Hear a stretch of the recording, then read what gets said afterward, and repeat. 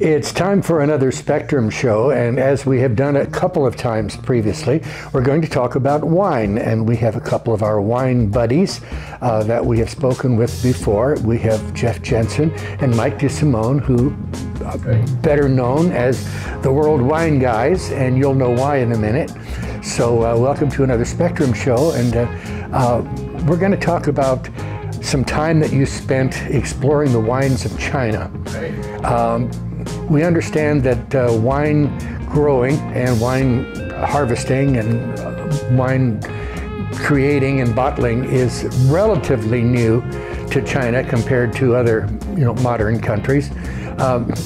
Give me the backstory on that. The funny thing is that actually is a misconception. In the modern era, winemaking in China is a relatively new thing. And actually, as wine people, we've written articles about, and we've all said actually for most of, the past 20, 30 years, we've all been saying that the birthplace of wine is like the Middle East, the Tigris Euphrates Valley. But it actually turns out last year there was a spate of articles that came out, and it turns out that actually the oldest evidence of winemaking, which is like wine press, fossilized wine seeds, that kind, implements for storing wine, actually were from somewhere in central China. Yeah. So China has a very long history of winemaking that kind of got lost somewhere in there. I'm sure the history is accurate, but somebody dropped a ball along the way. Exactly. Because every nation in the world has some sort of alcoholic beverage, which could be misconstrued as wine, depending on what you make it from. But certainly they have enough fruits and other things in China. What is the status of wine industry now? Because I know a lot of Chinese businessmen are trying to learn wines because it's good for business. Sure. It's good to have a little knowledge about the wine list if someone is treating their guests to a dinner at a fine restaurant. Well, let me actually a little bit of a reveal here. We were in China in Ninja in 2018 with the Concours Mondial de Bruxelles, and the actual wine competition was in Beijing. And then we did a little bit of a scouting expedition to Ninja. And we were supposed to go there during the pandemic, but obviously because of the pandemic, they canceled the competition.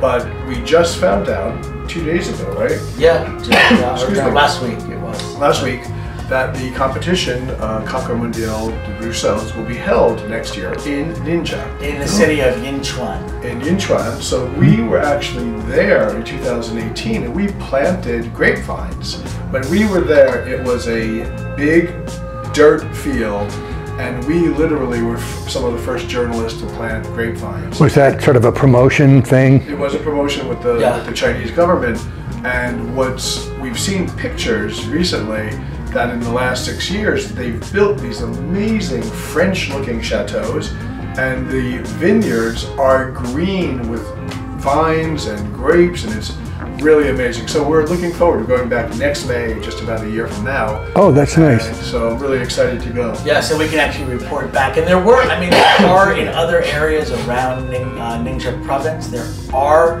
actually quite a few wineries there, and again, very big, in many cases, wineries that were built by people who had made their money in another sector, like construction or electronics or international trade and shipping and that kind of thing, and had decided they wanted to get in on this burgeoning wine movement there.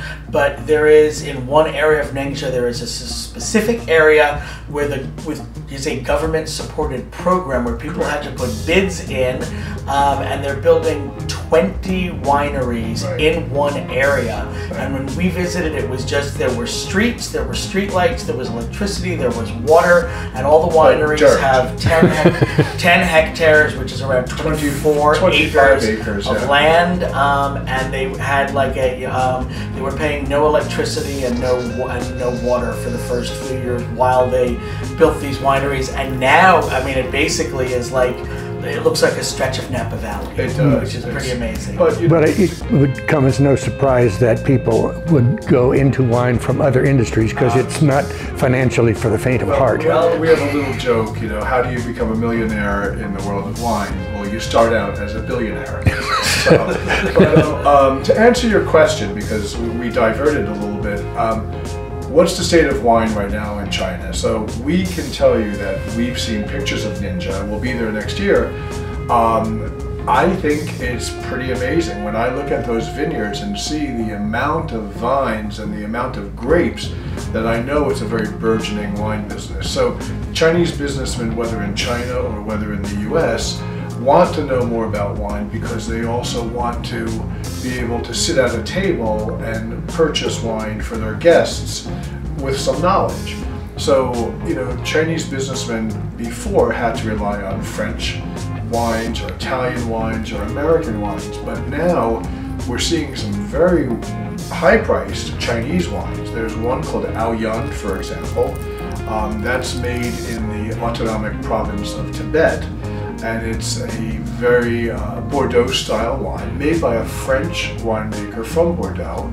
And this wine is this company's owned by Louis Vuitton Moet Hennessy, LVMH, and it's $300 a bottle. Wow. And there's another wine that's actually made not that far from Yantai called Long Dai, and that is a project from the Rothschild family. Well, there's just about every growing topography and climate in China that you could find anywhere in the world. Well, exactly, and that's a good point because sometimes people say like, oh, Chinese wines, can they be good? And it's like, well, of course they can be good. They've got every single, China's an enormous country. Oh yeah, and they've got every single type of soil. They've got every single type of climate that you can have anywhere else in the world.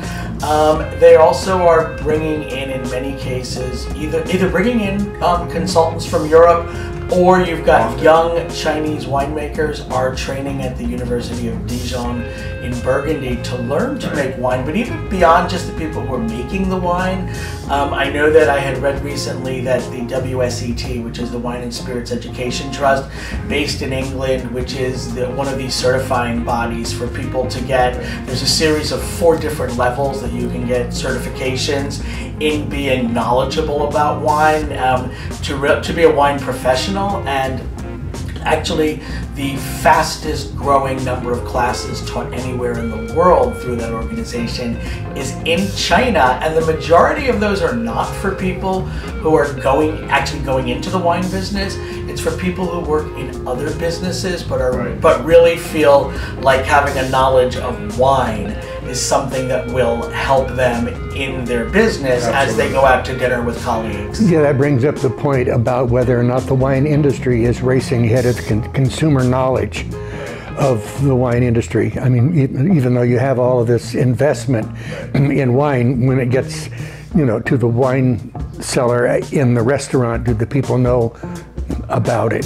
I think that they might, and I think we have to look at, maybe compare China to the US in terms of the fact that in our major cities and in our cities that have a great dining scene, there are a lot of people who are very knowledgeable about wine. And then if you went into, say, the middle of the country, somewhere into more rural areas where people tend to eat at home more or may eat at chain restaurants, they will have less connection with really fine wine and less interest in really fine wine. And I think China's the same thing.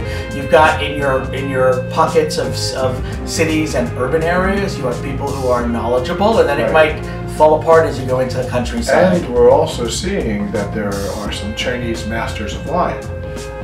There's actually a few that we've been in contact this week for quotes for an article we're doing. So we're very happy to see that there are some Chinese nationals who are very excited about learning more about wine and get to the point and become a master of wine, of which I think there's under 300 masters of wine in the world.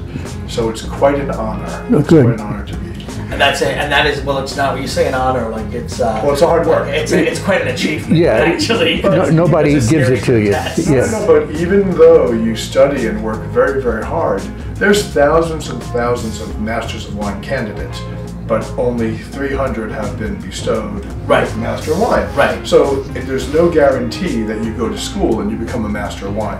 You have to be accepted into the You have to have a certain quantity of nuance that you bring to the table on your own. Well, just like France or Germany or Italy that have multiple wine growing regions, are there any areas within the bulk of China that are up and coming that are not Ninja or? Absolutely, I would say Yantai is all the way to the east in China, right near. In fact, Yantai is a resort that many Koreans go to. It's a beachfront resort, and they're growing some grapes there. In fact, Longdai. So there are some people who are investing money into this area. So I would call that an up-and-coming region. Also, the autonomous province of Tibet is an area where they're starting to grow grapes as well because of the altitude. You have, some really high mountains. You're in the Himalayas there. In fact, we went through a mountain pass over 10,000 feet, and they had oxygen in the car for us in case we needed it. But thankfully, we didn't. We didn't need it. Yeah.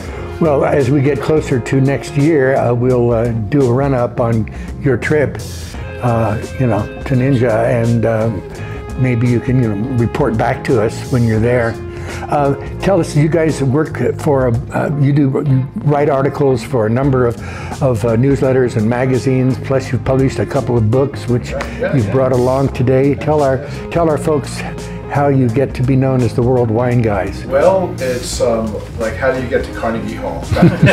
Practice. So we both worked really, really hard to get to the point where we can write books. So this is our most recent book. It's called White Wine, and it's 50 different grape varieties or regional styles, but 50 different types of wine that you can purchase in the U.S., in the U.K., Australia, most of English-speaking world.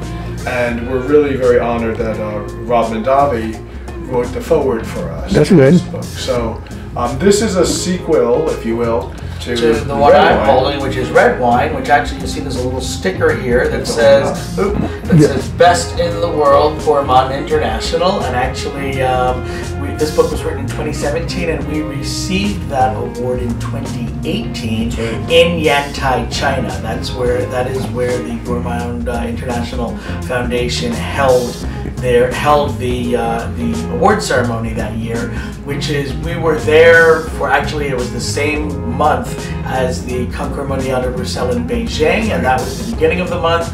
The end of the month was this ceremony in Yantai, and so we filled in the month, about 2.5 weeks in the middle, by visiting wine regions around China. So that's actually how we became the World Wine Guys, is when we started writing about wine about 15 years ago now. At that time, our first story was a story about Spanish wine for Wine Spectator, our first big article, and they kind of wanted to, the editor there who gave us a wonderful break, but then wanted to kind of peg us into writing about Spanish wine because we live in New York but have a house in Spain, and we kind of looked at each other and said, like, we want to write about the world, and we came up with this name. Jeff came up with it, actually. I say we as if he wasn't the genius in that one.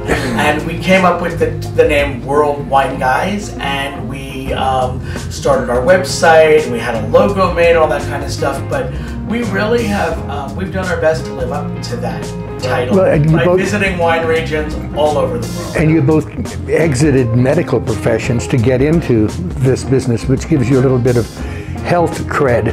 Into the benefits of wine, drinking and consuming and growing and getting your hands dirty. Absolutely. Well, we want to thank Jeff Jensen and Mike DeSimone, the World Wine Guys. Your website is www.worldwineguys.com.